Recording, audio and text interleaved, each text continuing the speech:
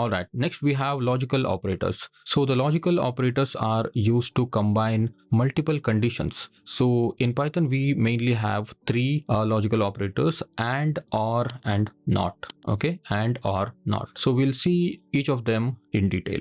So first we'll take an example of and.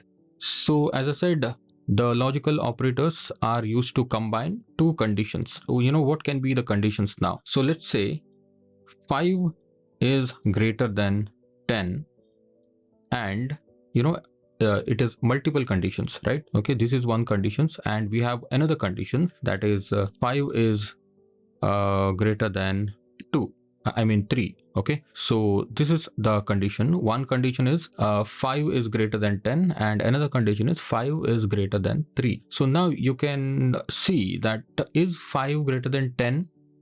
No, right? So the first we'll take an example for and. Okay, so the logical operators are used to combine two conditions, right? Two or multiple conditions. So let's take the first condition as 5 is greater than 2. Okay, 5 is greater than 2. We'll use AND operator. Okay, so this is the logical operator, and this is also a reserved keyword. Okay, you cannot create any variable with this AND keyword. Also, another condition is 5 is greater than 4. Okay, first condition is 5 is greater than 2 and 5 is greater than 4. Now you can see, is 5 greater than 2? Yes. Okay, so this condition is true. And is 5 greater than 4?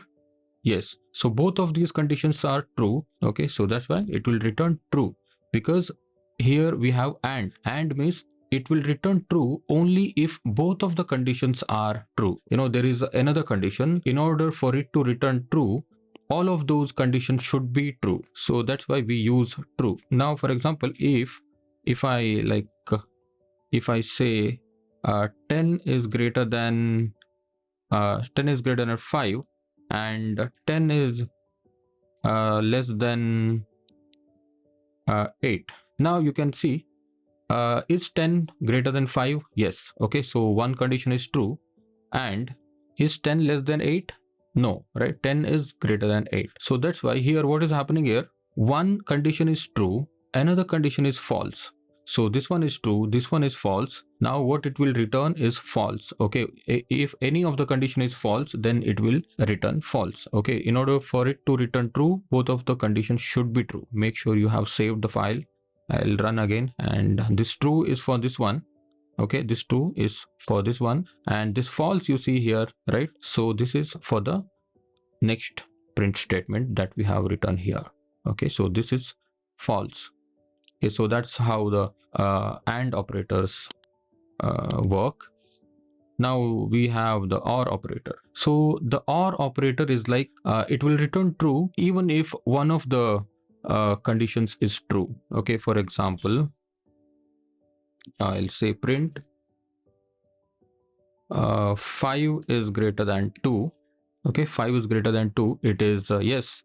Or 5 is greater than 10. So what it will return now is 5 greater than 2? Yes.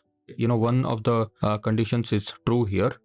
Or, okay, we have or here. Okay, or means this will return true. Either this is true or this one is true. Okay, so in both of those situations, it will return true. First one is true and the second one is false, because 5 is greater than 10. No, right? 5 is less than 10. So that's why. So it will return true. Let's run it. And you see here it is true because we are using OR operators. Similarly, if you have like 5 is greater than 8 or 5 is greater than 10. So in this case, it is going to return false because both of the conditions are false. Okay, so this is also false, this is also false. So that's why it will return false. All right. And the last operator that we have is not. So not is used to reverse the result of a condition.